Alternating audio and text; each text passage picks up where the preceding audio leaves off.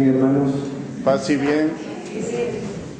La pastoral bíblica de nuestra querida parroquia Cristo Salvador le da la más cordial bienvenida a este taller llamado A la Luz de la Fe, basado en la última encíclica Lumen Fidei, escrita por el Papa Emérito Benedicto XVI y nuestro actual Papa Francisco. Este taller nos congregará a esta hora, hoy, mañana, pasado mañana. Padre ya dijo que nos esperamos. El taller ha sido preparado para nuestro crecimiento en el conocimiento de Dios y de acuerdo al llamado del Papa Emérito Benedicto XVI desde el año pasado a vivir el año de la fe. Por eso debemos dar gracias a Dios por estar aquí reunidos. Nuestro primer tema se llama La Luz de la Fe. El ponente es el Padre Francisco Chávarri. Él es profesor de Teología de la Facultad de Teología Pontificia y Civil de Lima, licenciado en Teología por la Facultad de Teología de la Universidad de Navarra en España, especialista en temas de filosofía de la religión, teología natural, ética y bioética. Él es actualmente vicario de la parroquia Señor de la Divina Misericordia y capellán de la Universidad Ricardo. Un fuerte abrazo para el Padre.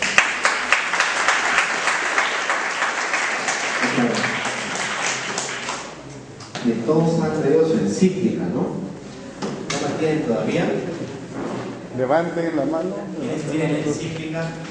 Ya, ahí está, muy bien. Claro, porque así podemos seguir algunos. La encíclica Lumen Fidei o La Luz de la Fe. ¿Quiénes no tienen? Tendrían que comprarse. Está barato. El primer día sería bueno que la quieran o las, no sé si decir las copien o las saquen de alguna parte. Si alguno de ustedes es especialista en el manejo de internet, puede adquirirla. Ahí también creo que van a vender. Los 3 primeros les van a regalarles la encíclica. Mentira, no les van a regalar. No, es una broma, ya. Pero es interesante que tengamos la encíclica a la mano, ¿no? El Papa Emérito Benedicto XVI tuvo a bien promulgar 2 encíclicas en relación a las virtudes teologales. La primera es Deus Caritas Est, sobre el amor, ¿no? Sobre la caridad, que la promulga el año 2007, si mal no recuerdo, ¿no? ¿Sí? 2007. Ahí estaba tratando el tema de la caridad. Hace toda una reflexión sobre la caridad de la Iglesia, para que es bastante valiosa. Y luego a fines de ese año publicó, me parece que en Adviento, en 2007, Spes Salvi, ¿no? Salvaos por la esperanza, o así sería la traducción, Spes Salvi, que trata sobre la esperanza. Y quedó, como quien dice, en el tintero una encíclica sobre la fe. Entonces el Papa Francisco, una de las primeras cosas, vamos a decir, que ha realizado en su pontificado ha sido promulgar esta encíclica. Vamos a decir que el primer borrador ya lo había proporcionado el Papa Benedicto. Ustedes habrán seguido todas estas noticias que se han tenido a lo largo de este año 2013 y que se seguirán teniendo, ¿no? Este es el año de los 2 papas, ¿no? De la renuncia de un papa, que eso no se veía hace mucho tiempo, que no es usual, es algo hasta, diríamos así, inédito, y la elección del nuevo papa, un cónclave, a través de un cónclave realizada el 13 de marzo del 2013.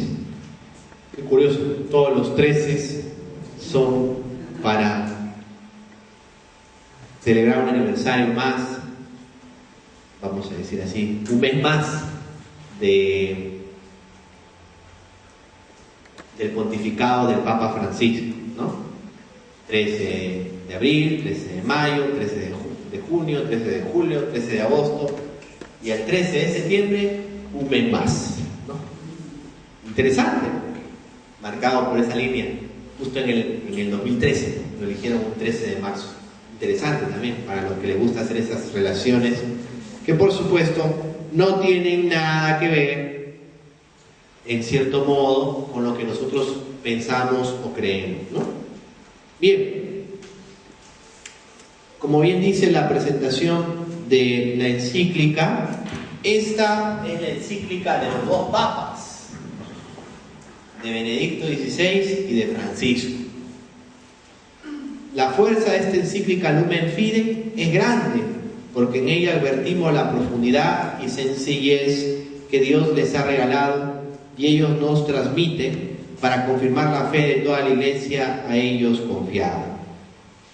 Dice, Benedicto XVI había completado prácticamente la primera redacción de esta carta encíclica sobre la fe.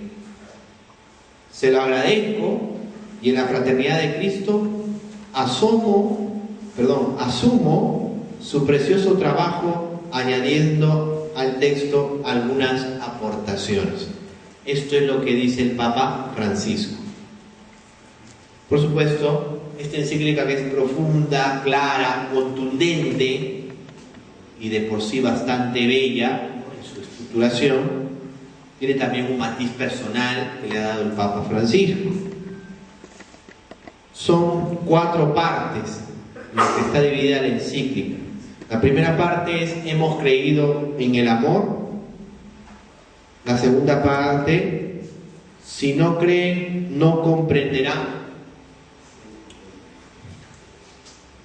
Transmitir lo que hemos recibido sería la tercera parte.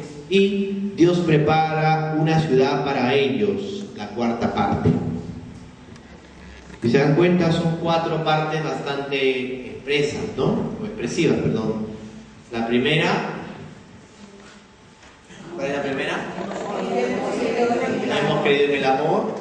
Si no creen, no comprenderán. La segunda parte, transmito lo que he recibido y Dios prepara una ciudad para ellos, ¿no? Lo que significa el futuro. Ahora,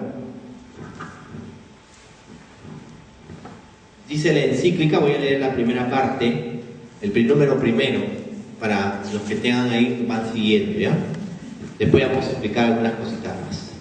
La luz de la fe, la tradición de la Iglesia ha indicado con esta expresión el gran don traído por Jesucristo, que en el Evangelio de San Juan se presenta con estas palabras. No sé si podríamos conectar aquí para poder bajar una cosita. Sí, si lo puedes contar, sí se puede. Sí, tú eres un genio. Muéstralo. A ver. Vuelvo a leer. La tradición de la Iglesia ha indicado con esta expresión el gran don traído por Jesucristo, que en el Evangelio de San Juan se presenta con estas palabras: yo he venido al mundo como luz, y así el que cree en mí no quedará en tinieblas. Es interesante que se escogió, y esto es un regalo, vamos a decir, de los papas, tanto del Papa Benedicto, Papa Emérito, como de Francisco, el hecho que se haya escogido la expresión o la imagen de la luz, una imagen de por sí también muy sugestiva, ¿no es cierto? Y además es bastante gráfico decir estoy en la luz o no estoy en la luz, ¿no es cierto? O estoy a oscuras o estoy iluminado.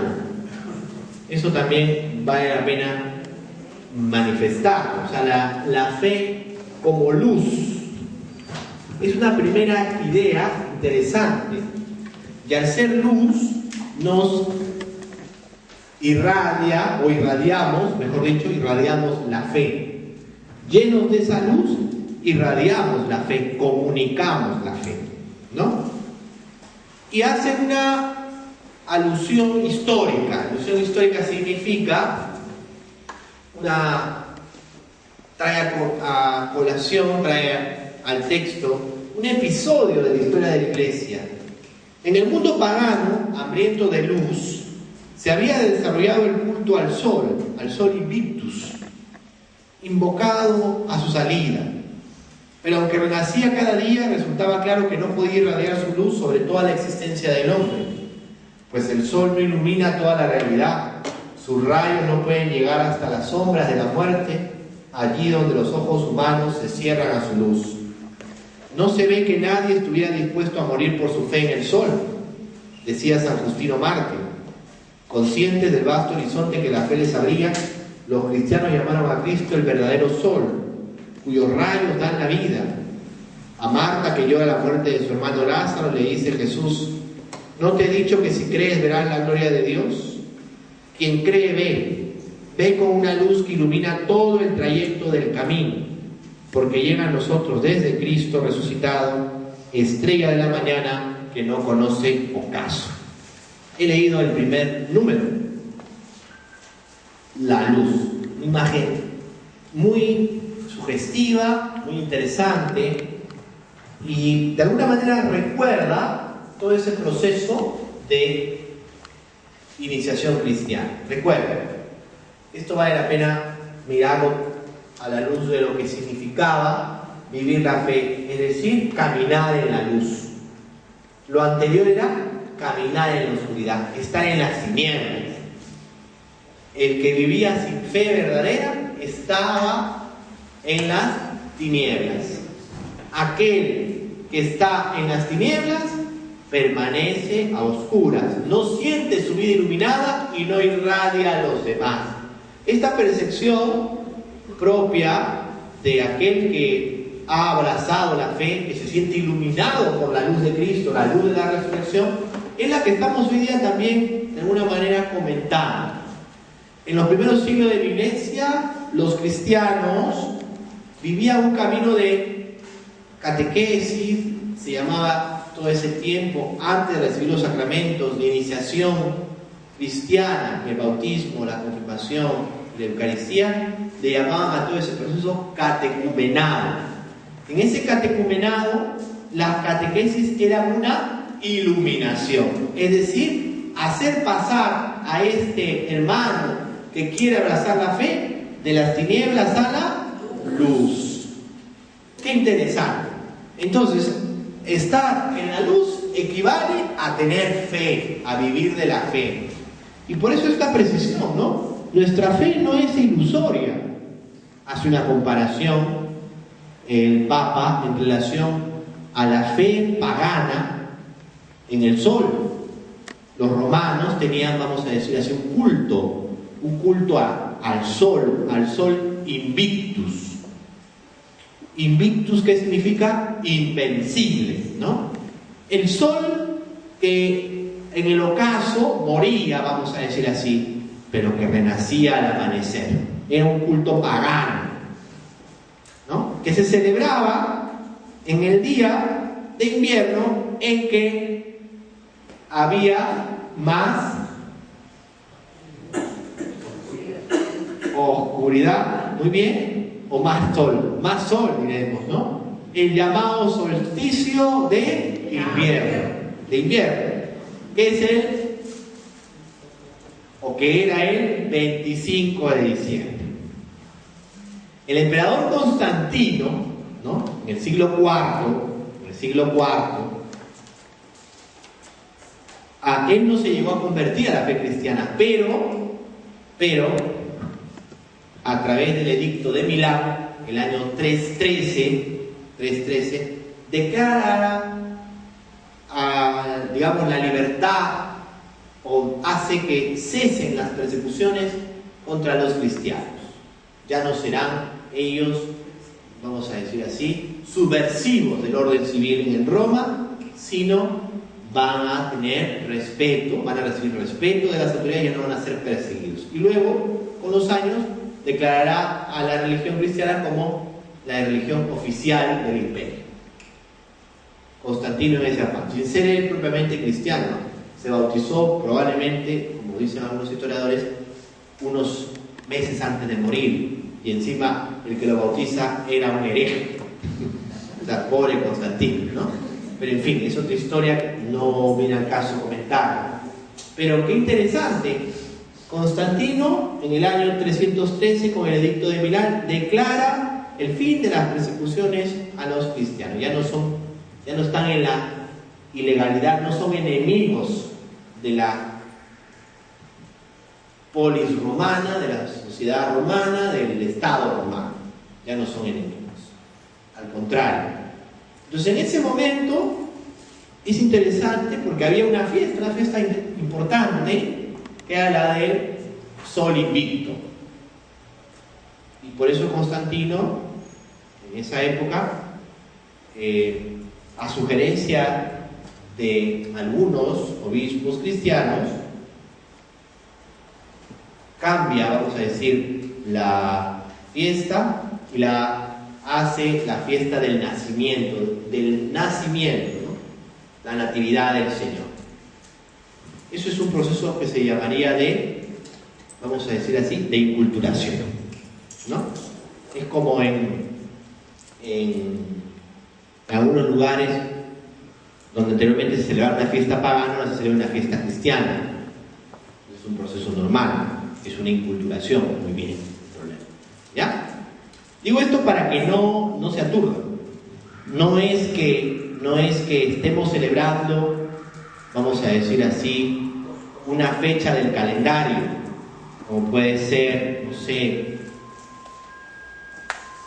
una batalla o lo que fuere. No, estamos más que todo celebrando el acontecimiento de Navidad, el acontecimiento del nacimiento del Salvador del mundo. Una fecha que fue prácticamente, vamos a decir, asumida y que ya se celebraba en el mundo pagano, pero sin el sentido verdadero que sí tiene la fiesta de la Navidad para nosotros y para todos. Digo esto para que quede claro. Por eso es interesante que la encíclica empiece haciendo ver esto. Ningún pagano, como decía un padre de la iglesia, San Justino, que he citado también en la encíclica, moriría por su fe. Pues ningún pagano, nadie moriría por su fe en este tiempo. ¿Quién moriría por una fe a un culto pagano? Yo creo que nadie. En época del Imperio Romano, menos. ¿Quién moriría por la fe en un Dios pagano? Nadie. Sin embargo, los cristianos morían por su fe. Interesante reflexión, porque también actualmente se ve esa realidad.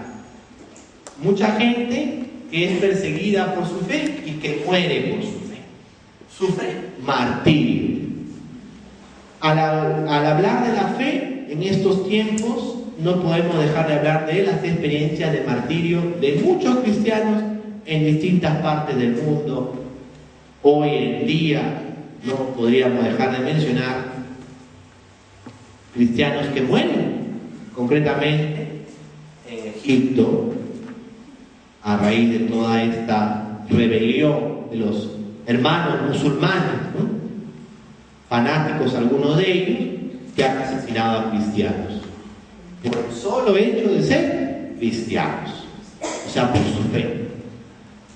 En Siria, igual, obispos ortodoxos, cristianos, secuestrados y probablemente asesinados por el odio a la fe cristiana.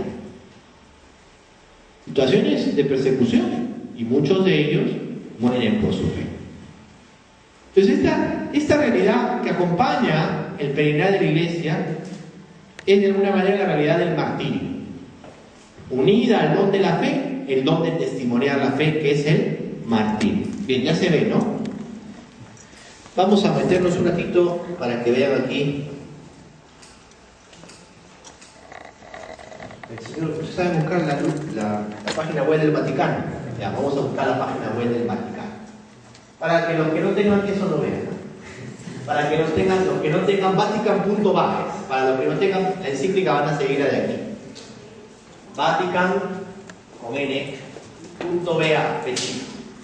Entonces estamos diciendo algo muy valioso. O sea, el cristiano, el hombre, la mujer que abrazaba la fe, vivía la experiencia de pasar de las tinieblas a la luz. Y esa luz lo hacía irradiar, la luz. Y era capaz, como dice el Papa, de dar la vida por la fe. Nadie moriría por un culto pagano. Sin embargo, los cristianos eran capaces de morir por la fe. Y aún ahora, porque eso no es del pasado, muchos cristianos en este tiempo también mueren por su fe. Entonces la encíclica sale al paso a una expresión que hoy día ustedes pueden rebatir fácilmente. De cuando alguien te diga que tu fe no tiene consistencia, tú le tendrías que decir: mira, mi fe, nuestra fe, la fe que Dios me ha dado y que yo cultivo, porque es una respuesta también de mi parte al don que el Señor me ha dado, me exige, me lleva a dar la vida. Quizás tú no des la vida por nadie, pero hay muchos hombres y mujeres que han dado su vida por la fe, por lo que creen en el Señor, ¿no? Ya, ahí la tienen, muy bien. Por eso es interesante esta expresión, ¿no? Dice: el sol no ilumina toda la realidad, sus rayos no pueden llegar hasta la sombra de la muerte. Allí donde los ojos humanos se cierran a su luz, no se ve que nadie estuviera dispuesto a morir por su fe en el sol, decía San Justino Mártir. Consciente del vasto horizonte que la fe les abría, los cristianos llamaron a Cristo el verdadero sol. Hermosa expresión que alude a un episodio histórico. Hablábamos de San Justino, que murió en el siglo II, mártir. La vida de San Justino es muy rica. Es un hombre que era profesor de filosofía. No era cristiano desde el comienzo de sus días en la tierra. Él abrazó la fe maduro, después de haber vivido todo un proceso de catecumenado. Y a partir de ahí vivió con coherencia y fe. Y él hablaba de esa armonía que existía entre la fe y la razón, que no eran algo contrapuestos, que no eran contrapuestas, ni la fe ni la razón. Entonces Justino utiliza esta expresión para explicarle al emperador Marco Aurelio, en su primera apología que hace Justino, qué cosa creían los cristianos. ¿Por qué? Porque muchos de ellos eran cuestionados o eran criticados por el pueblo, que creía que los cristianos en algunas, vamos a decir, de sus celebraciones mataban a un tal Cristo. Eso decían algunos paganos. Otros decían que ahogaban a los niños en unas pilas, ahogaban, habladurías. Entonces el padre de la iglesia, este apologista, San Justino, ¿qué hizo? Escribió una apología para explicar al emperador que los cristianos no eran eso y que vivían de la fe en la luz de la resurrección, la fe en el resucitado. Quien cree, dice el Papa, ve con una luz que ilumina todo el trayecto del camino, porque llega a nosotros desde Cristo resucitado, estrella de la mañana que no conoce ocaso. Esa fiesta del sol invicto a la cual hemos hablado, nos hemos referido, una fiesta pagana que fue cristianizada en tiempo del emperador Constantino. No llegaba a la trascendencia que sí ha llegado la fiesta de la Navidad, como manifestación o celebración de la encarnación del Verbo eterno que se hizo hombre en todo igual a nosotros menos en el pecado y que nació pobre en Belén. Eso celebramos en Navidad. No una fecha del calendario como puede ser algún efeméride que recordamos. No, celebramos el acontecimiento redentor, el nacimiento del Salvador del mundo. Interesante. Por eso piensa que la fe, como dice aquí, no es una luz ilusoria tampoco. Y acá viene todo ese encuentro, en el número 2 de la encíclica, que han tenido muchas personas en relación a qué? En relación a que también es un mundo que cuestiona a través de una actitud racionalista que no siempre está inspirada en la verdad, sino en intereses particulares. Y aquí menciona una cosa muy linda, vamos a decir así, que son el testimonio de Nietzsche, un filósofo de por sí muy cuestionado, polémico, el padre del nihilismo, se escribiría con H, ¿no? Y dice aquí: sin embargo, al hablar de la fe como luz, podemos oír la objeción de muchos contemporáneos nuestros.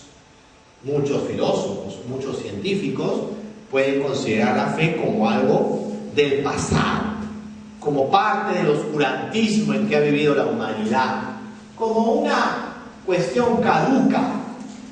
Sin embargo, dice, en la época moderna se ha pensado que esa luz podía bastar para las sociedades antiguas, pero que ya no sirve para los tiempos nuevos, para el hombre adulto, ufano de su razón, ávido de explorar el futuro de una nueva forma. Fíjense, interesante es esto también, cuando uno mira todo ese tiempo del positivismo en filosofía, ¿no? Es decir, solo creer en la ciencia, y en una ciencia que termina siendo una postura ideológica. Y esto lo vamos a explicar dentro de un momento. En este sentido, la fe se veía como una luz ilusoria que impedía al hombre seguir la audacia del saber.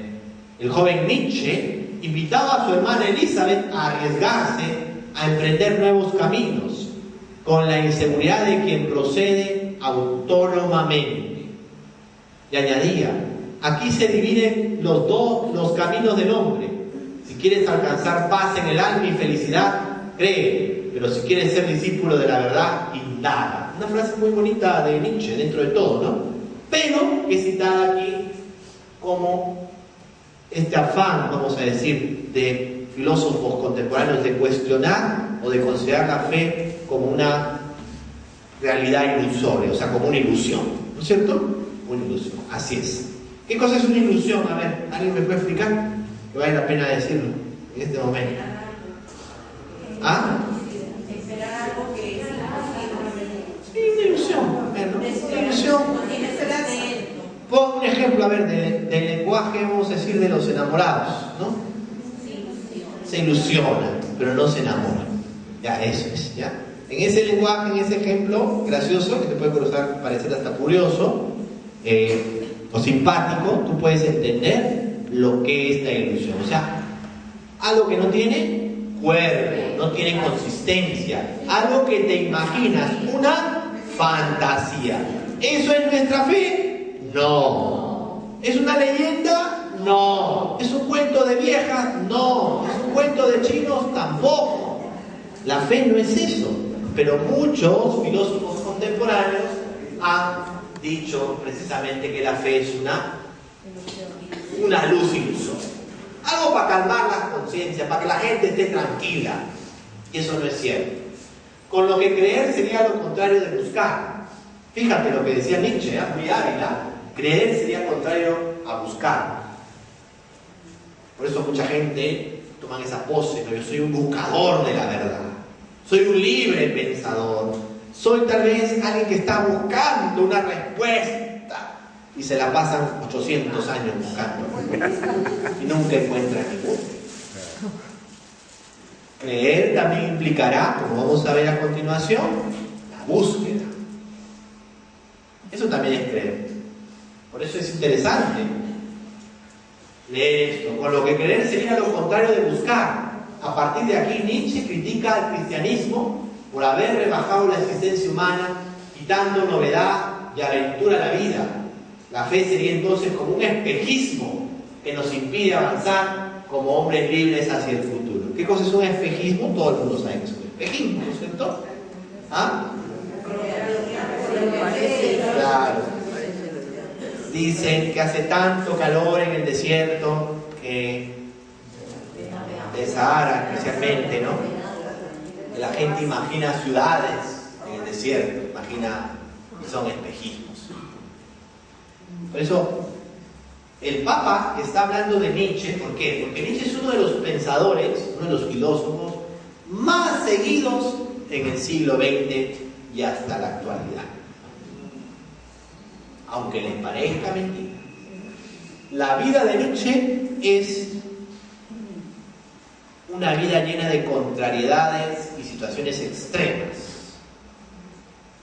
dentro también de sus, vamos a decir, elucubraciones y de sus trastornos, diríamos hasta psiquiátricos, ¿sabes?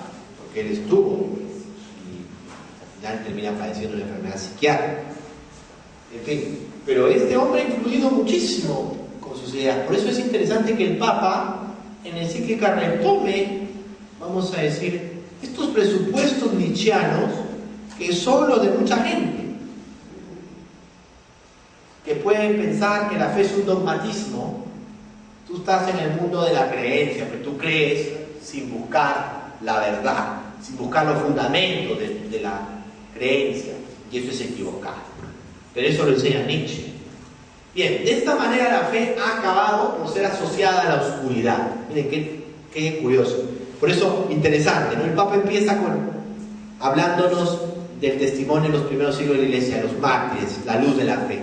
Y ahora, en el siglo XX, a partir, con que esto empieza el siglo XIX, a partir de todas estas influencias en el pensamiento, en la cultura, etcétera, de la humanidad, ya no se considera la fe, o quieren que no consideremos la fe como una luz que ilumina, sino más bien como la oscuridad absoluta, y eso no es cierto.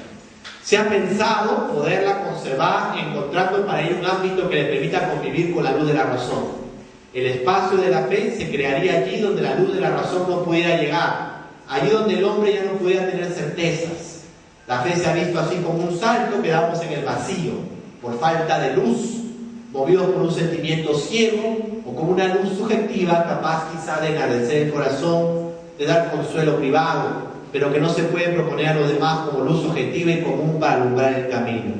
También esta es una idea equivocada. Sería la exageración del pensamiento de algún filósofo como Kierkegaard, que es un filósofo cristiano, no católico, pero filósofo cristiano. Kierkegaard sería vamos a decir, la exageración de ese existencialismo de Kierkegaard. Y esa, digamos, expresión es común ahora también. La fe da consuelo, al menos hace que la gente sienta menos el sufrimiento porque tiene fe o lo que fuere, ¿no? Se buscan una serie de justificaciones. Y eso también es equivocado. Proponer la fe como una verdad subjetiva o particular para alguno no es lo que tendría la fe como expresión también social, colectiva, ¿no? Y también como expresión objetiva para lograr el camino, ¿no? No es un consuelo privado. Poco a poco, sin embargo, se ha visto que la luz de la razón autónoma no logra iluminar suficientemente el futuro. Al final, este queda en la oscuridad y deja al hombre con el miedo a lo desconocido, ¿no? Y esto hay que explicarlo, ¿no? Y vale la pena que entremos un poquito haciendo un comentario a este número 3 de la encíclica. Y por eso está aquí, para que ustedes digan, miren, entonces cuando voy leyendo mi encíclica, me estoy dando cuenta que hay que leerla y buscar lo que dice entre líneas, ¿no? Hay que entender por qué. Bien. ¿Qué cosa es la autonomía? ¿Qué cosa es la autonomía? ¿Dónde arranca la autonomía? La autonomía, como tal, en el plano moral, en el plano de la ética, tiene su carta de ciudadanía con un filósofo que tiene el nombre o el apellido de un arquero de fútbol también, ¿no?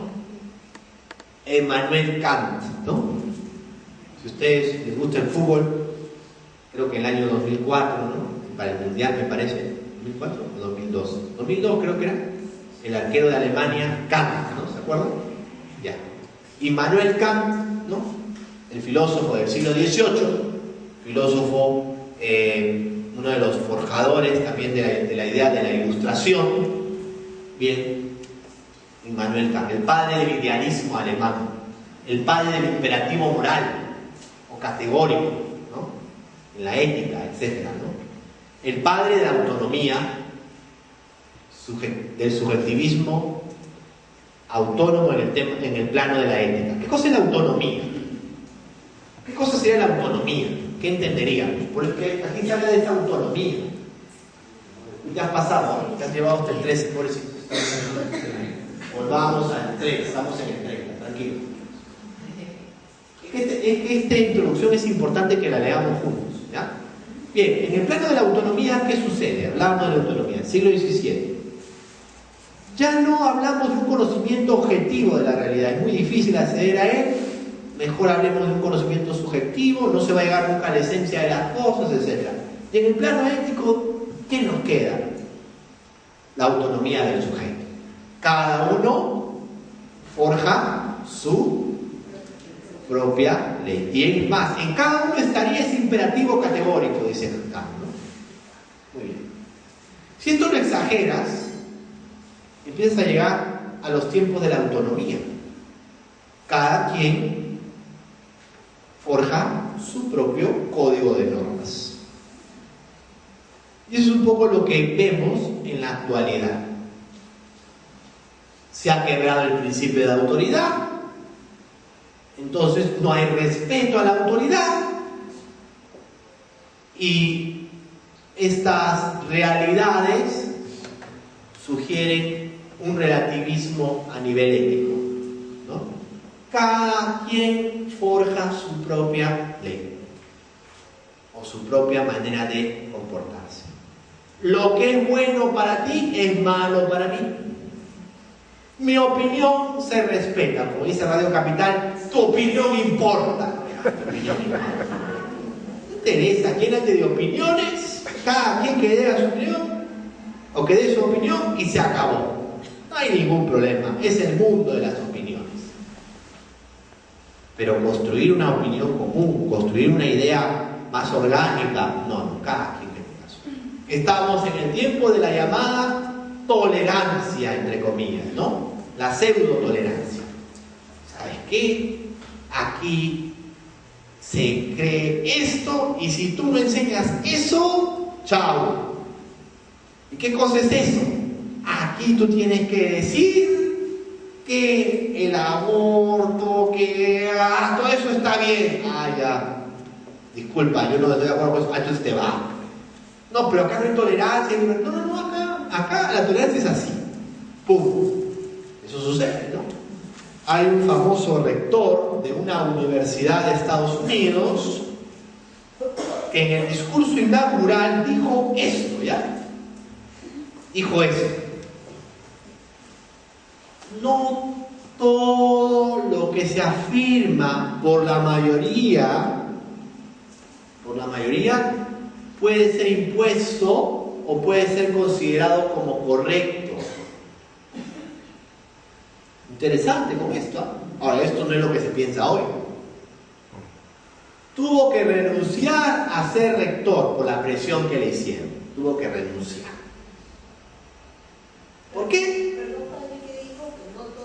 No todo lo que la mayoría reivindica o expresa o piensa o está de acuerdo es lo correcto. Esto fue lo que dijo, en síntesis, ¿ya? Y por esa causa, él por haber dicho eso, tuvo que renunciar. Y es cierto. ¿Por qué? Si ustedes se dan cuenta, a veces en ese mundo de intolerancia en el cual estamos, disfrazado de tolerancia, si tú no estás de acuerdo con ciertas cosas, te marginan, te aíslan. Eso pasa. En el ámbito académico es así. Este rector dijo una verdad. Para hacer pensar a los miembros del claustro académico, les dijo, miren, no todo lo que en este tiempo se pueda considerar correcto por la mayoría es verdadero. Más de uno dijo, ¿qué? No. Tuvo que renunciar. Interesante. Y por eso hay una corriente, ustedes van a notar esto principalmente en la época actual. Toda una corriente, una llamada agenda, la agenda del siglo XXI en el orden mundial. ¿Cuál es? ¿Qué cosa tiene que haber? Tolerancia, entre comillas. Derecho de la mujer, el aborto. Ese es uno de los de parte de la agenda. Legalización de las drogas, segundo punto de la agenda. Tercer punto de la agenda, el tema del lobby gay. Ya, ese es otro punto de la agenda. Otro punto de la agenda del nuevo orden mundial, como los asuntos más importantes que la humanidad debe atender urgentemente. País que no hace eso es un país atrasado, es un país oscuro. ¿Ah? Control de la natalidad, libertad sexual para adolescentes, que ya es un hecho, ¿no? Un hecho, ¿no? ¿Qué más? Así, 3 o 4 puntos más. Otra cosa sería que la agenda para el nuevo orden mundial sea la lucha contra la corrupción en todas sus formas. La señora se ríe, creo que está tosiendo. No sé. Otra cosa sería, pues, si el punto de la agenda fuera ese. O si no, vamos a erradicar el hambre en el mundo. El hambre en el mundo, es decir, nadie va a morir de hambre en el mundo para el año 2020. Dejemos de vender armas a países en guerra y conflicto. No escucho. No, eso no es un punto importante. Y hacía el narcotráfico, una batalla frontal contra el narcotráfico, que acabe toda esa mafia, etc. No escucho. No está en la agenda. Estás atrasado, discúlpame, chao. Vete a Marte. Coloniza la luna. Protección verdadera del medio ambiente, aunque lo del medio ambiente también en la agenda del nuevo orden mundial, el medio ambiente figura como una preocupación, pero una preocupación, vamos a decir así, que nos interesada, disfrazada muchas veces de lo que llamaríamos el cuidado ecológico o el salvar a las poblaciones indígenas. Entonces es un disfraz. En la práctica, satisfacer intereses particulares. En la práctica, económicos o de otro tipo ideológico. Es una realidad, o sea, cuando uno mira así las cosas dice, oye, nos están engañando, nos están presentando estos problemas como si fueran prioritarios, y no lo son realmente. Dentro de la agenda del orden mundial figuran como los prioritarios, y en realidad los problemas urgentes son estos, y eso no lo atienden. Por esa razón, ustedes entenderán en ese contexto lo que dijo este rector. No siempre lo que la mayoría está dispuesta a defender es verdadero, es auténtico. Hay que profundizar y encontrar la verdad. ¿Qué cosa? ¿Qué has dicho? Te vas. Y se fue. Un tipo de persecución también. Y tiene toda la razón, tiene toda la razón. Es más fácil hacerse el sueco siendo peruano. ¿Ya? ¿Me entienden? Es mucho más fácil. Ya están entendiendo.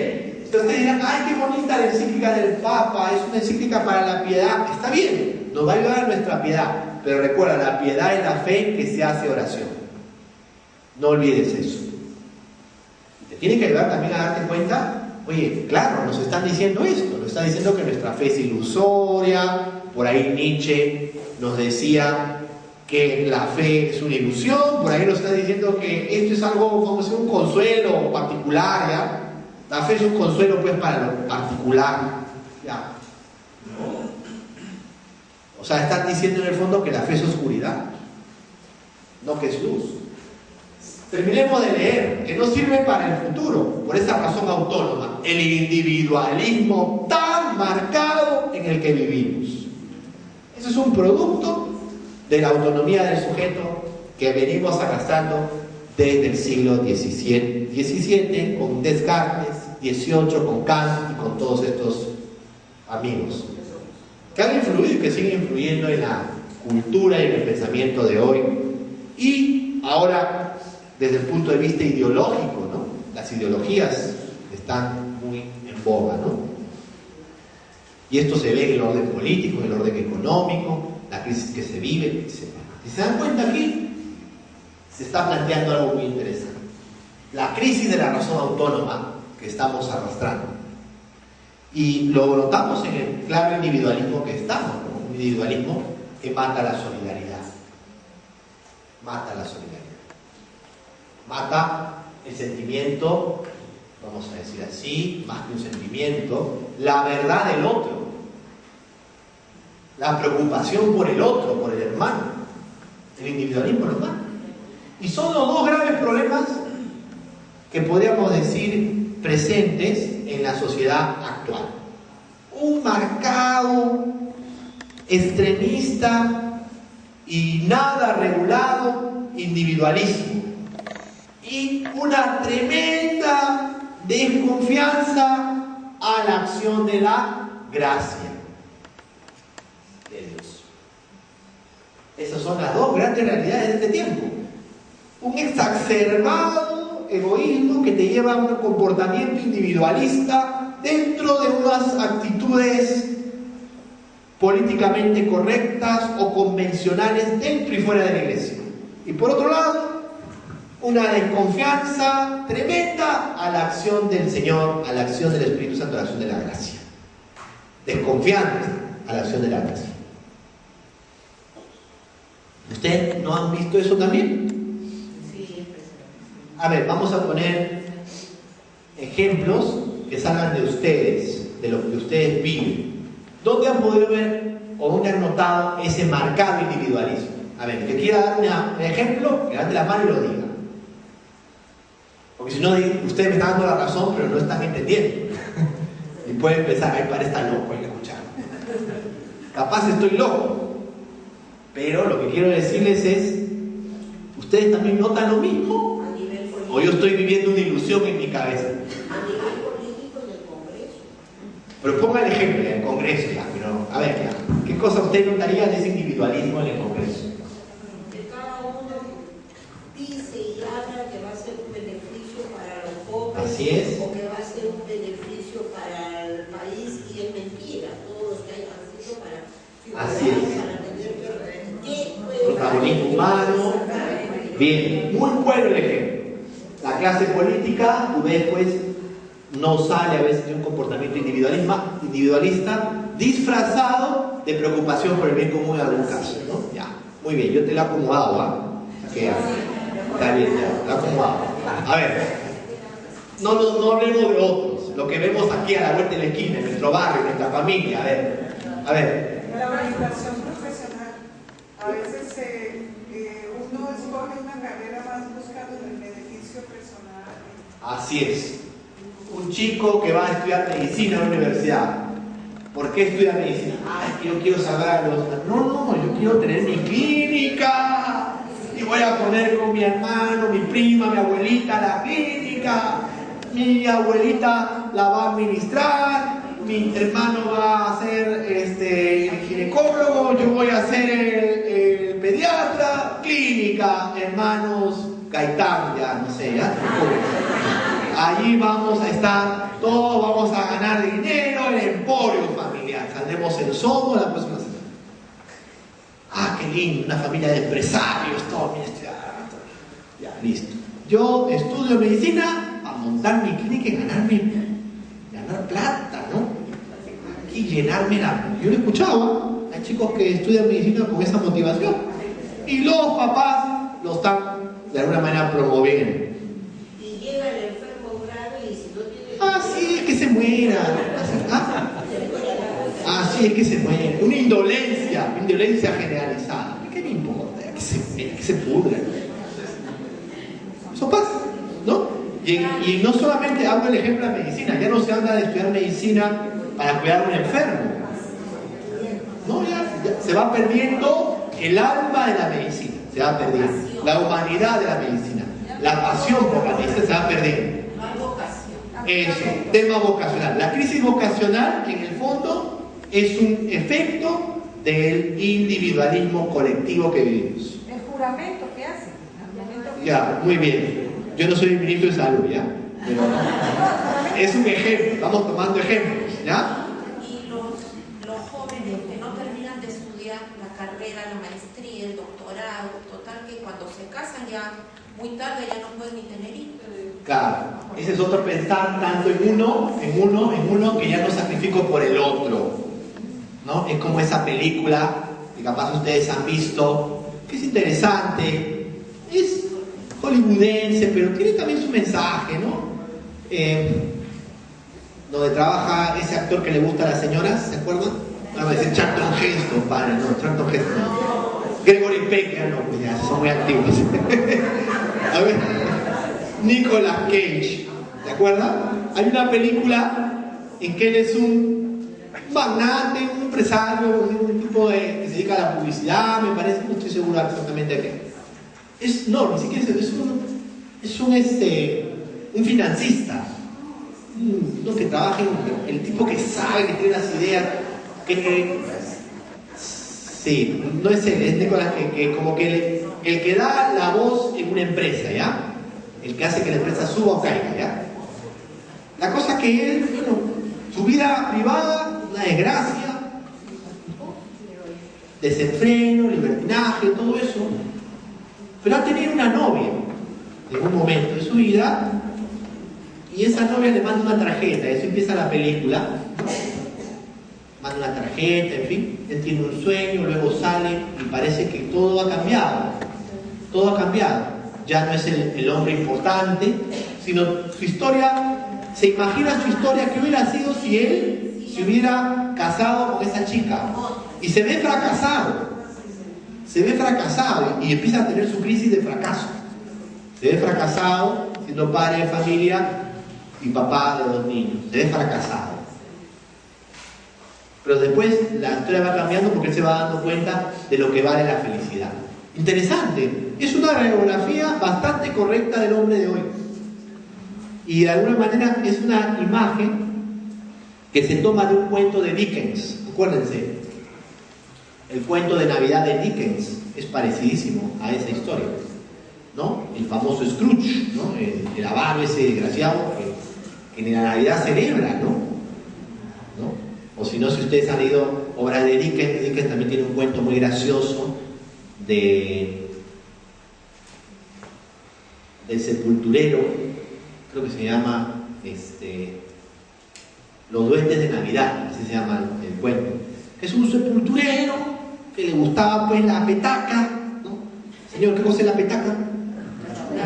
Sí, le gustaba embriagarse, el trago, ¿no? La petaca, ¿no? El tipo es el sepulturero del pueblo, todos están celebrando la Navidad y este es un pepino en la cantina, ahí está que toma y después dice, no hay nada que hacer en Navidad, en lugar de ponerse a orar, a cantar villancicos o compartir con su familia, me voy al cementerio a cavar una tumba. Entonces una cosa de enfermo, ¿no? Este tipo va al cementerio y se pone a cavar su tumba casi a medianoche. ¿No? Es un cuento muy gracioso, ¿no? Yo me parto de risa cada vez que lo leo. Y va pues y empieza a sacar pues la tierra de la zanja y en eso pues siente que alguien le habla, pero y dice, está hablando, no, será mi imaginación, y en eso ve parado sobre una de las esculturas del cementerio a un duende. Ah, tú eres el que no celebra la Navidad, uy, no, que yo no soy, el duende lo coge y lo mete pues al averno, y ahí está, se despierta en el averno rodeado de todos los duendes, con el rey de los duendes en la cabeza, ¿no? Y el rey de los duendes lo juzga, pues le dije, así que tú eres fulano, ¡pah! Le cae un sopapo, ¿no? ¡Pah! Y todos los duendes pues lo agarran a palos, ¿no? Y hay una frase muy graciosa de Dickens, ¿no? Que los duendes seguían el viejo lema, cuando el rey pega, todos pegan, ¿no? Entonces el rey le pegaba, el pueblo pegaba, muy graciosa, ¿no? Al final, el tipo se despierta, era la mañana de Navidad, se despierta, y había visto que se despierta asustadísimo, a un lado está la botella, y se escapa del pueblo, porque y la gente empezó a decir que se lo habían llevado los duendes. Y después de 10 años reaparece. Es una historia muy graciosa. Esos comportamientos individualistas, pues, ¿no?, que se veían en ese tiempo, o sea, de indiferencia, que no hablan de una verdadera transformación en las personas. Por eso nuestra fe nos saca de ese individualismo. Un modelo maravilloso es el buen samaritano. El propio Señor, que se pone como ejemplo a través de la imagen del buen samaritano. A partir de eso, un médico y filósofo muy famoso español, Pedro Laín Entralgo, sí, se apellida Pedro Laín, su primer apellido, Entralgo, escribe una obra muy bonita que se llama Teoría y Realidad del Otro, que vale la pena. Si ustedes la tienen por ahí, léanla. Y si me la quieren regalar, me la regalen, que no tengo el original. Pero vale la pena mirar eso, ¿no? O sea, ya desde hace mucho tiempo atrás es muy marcado esa tendencia individualista que viene desde el hombre, desde el comienzo, el origen del hombre, ¿no? Ese individualismo tan marcado que nos mata y que hace que no desarrollemos nuestras cualidades personales verdaderamente, porque solo las desarrollamos en función a mí mismo. Eso también es negativo. Y hace que pensemos la familia desde un punto de vista individualista y ya no sepamos superar los problemas propios de la vida familiar y nos parezca todo una hecatombe y no ayudemos a trabajar un poquito más socialmente la vida de familia. Por eso es interesante, ustedes mismos dense cuenta, ¿no? Ustedes mismos dense cuenta, claro, algo que es contrario a la fe, nuestro comportamiento muchas veces individualista. Voy a la cola del mercado, ¿no?, o del metro, lo que fuere, y no cedo el lugar. Y como no cedo el lugar, me molesto, insulto al que está detrás, delante, después me peleo y salgo en televisión y tengo que irme a otro país, ¿no?, de embajador a otro sitio. Y la señora y la hija, ¿por qué tenían que pegarle? Tú dices, ¿dónde estamos? ¿Dónde estamos, no? Los robos que ustedes ven, ¿no? A veces estas situaciones, esos robos que suceden, ¿no? ¿Por qué hay toda una tendencia de muchas personas con ese tipo de hábitos, de costumbres delictivas, terribles? Una sociedad así, ¿de dónde viene? Un marcado individualismo. No hay política preventiva. Y así todo eso, pues, vemos un marcado individualismo, el mal de hoy. Y ahora tratemos de mirar con mucha paciencia lo otro, el otro punto que les decía, la desconfianza a la gracia. ¿Dónde lo notan? ¿Quién me puede poner ejemplos? Esto también es común y frecuente. Desconfianza a la gracia de Dios. Sí, señora, usted que está al fondo. Primero la señora, a ver. O yo si quiere cojo este, o les doy este teléfono. Ya está, por favor, dale. Cojo este teléfono, miren cómo estoy con el celular, ¿no? Es otro tema, ¿ya? También tiene que ver con el individualismo, la era digital en la que vivimos, la era digital. Por ejemplo, alguien que dice, ¿para qué le pides tanto a Dios? Te están molestando tanto a Dios y que Él tiene tantas cosas que hacer y tú estás fastidiándolo a cada rato, ¿no? Y bueno, no piensa la otra persona que bueno, Dios es misericordioso y que nunca se va a cansar de... Así es. Muchas veces esto se nota en la vida espiritual a un sentimiento de perfección en donde no nos admitimos errores y sentimos que Dios no tiene nada que perdonarnos. No, eso le pasa a cualquiera. No, entonces estamos más bien a veces hablando de psicología y no hablando de las virtudes teologales, no dando a conocer la fe, no presentando el Evangelio de Jesucristo. Terminamos dando charlas de autoayuda y hacemos todo menos evangelizar. Desconfianza a la gracia. O sea, también el mensaje de Cristo hay que presentarlo tal cual, ¿no? Es un deber de la iglesia, una misión de